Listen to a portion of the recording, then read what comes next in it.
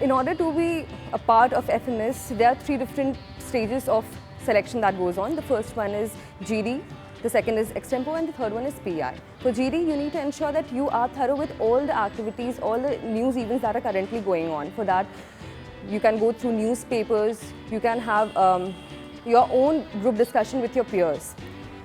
For your extempo, the topics are basically on the basis of the work you've done on the basis of your background. So be thorough with that, and you need not worry about how you're going to go there. Just be very confident and crisp and clear in whatever you speak over there. And for your PI, as I previously said, for any interview, you need to be thorough with yourself, what the kind of work you've done, and be very confident and firm in whatever you speak. The extempo round is probably only being followed by FMS Delhi, and that is an opportunity for you to shine. Usually in the extempo round, you will be given a time of about 60 seconds, 90 seconds, and you'll be asked a topic of national importance, of current affairs, or relevance for the business world. For this, it is better if you're ready with your current affairs, if you're reading the newspaper regularly, and if you are self-aware of what's happening around you. Be confident, be crisp, and be articulate.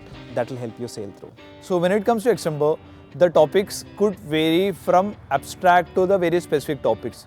So the first thing that you need to remember is be thorough with your CV. So whatever you have done in your CV, for example, if you have done your schooling in an army school, you might get a question related to that.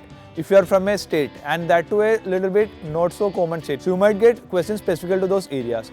Then that you might get questions should be about your work kicks. Whichever the industry in which you have worked in, you need to have a really clear idea. The questions might be from as basic as about the industry to very specific, because the interviewer who might be sitting, all the professors, they are having very vast knowledge. So if you try to bluff, they will really catch you. So the best advice is that never bluff in any of the interviews. If you don't know something, you can politely say, I don't know this. And when it comes to GD, everyone actually is more interested to start the GD to get the more brownie points. But you are forgetting the fact that the people who are sitting there, they are wise enough to see the fact that the students are trying to get more brownie points through just speaking first. So that won't give you much brownie points. It's more about the posture and how attentive you are to what others are speaking.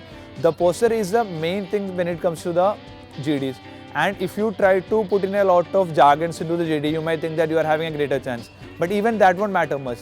Whatever be the things that you say, the people who are sitting there are more wiser than you. So for GD, there's nothing like you have to be very loud or you have to create a mess. You just have to guide the discussion.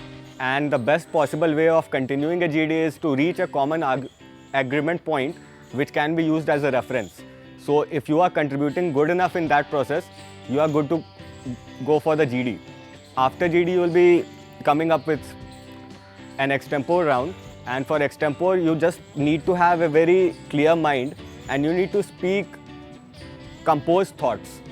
So it's just about 1 minute, and so a continuous flow of thoughts with most important at the first is a great way to go for an extempo. And after extempo, PI is all about honesty, but honesty with composition of thoughts. If there is a logical flaw in your thinking, that will reflect. But if there is a continued logic, that's the best way you can take a PI forward, and there is no need to lie. You can be really honest about what you are saying and still be selected. For GD rounds and even extempo rounds, the important thing is that, okay, you should be able to structure your basic argumentation or your opinion when you come to a GD or extempo round. But the other point is that you should have some kind of factual backing behind whatever it is that you're doing. Your concepts or content should be clear. If possible, you should be able to talk about some facts, some figures, some things that actually make the argument a little more understandable to people. Because if you start quoting percentage numbers or give absolute values or growth rates or something of that sort, your argument just you sound more credible, and your argument actually makes more sense once you bring that out in the argument. So again, for the extempore and the GD round, not a lot of institutes are actually following the extempore approach. So in my list of interviews that I appeared for, FMS was one of the only colleges that had extempore.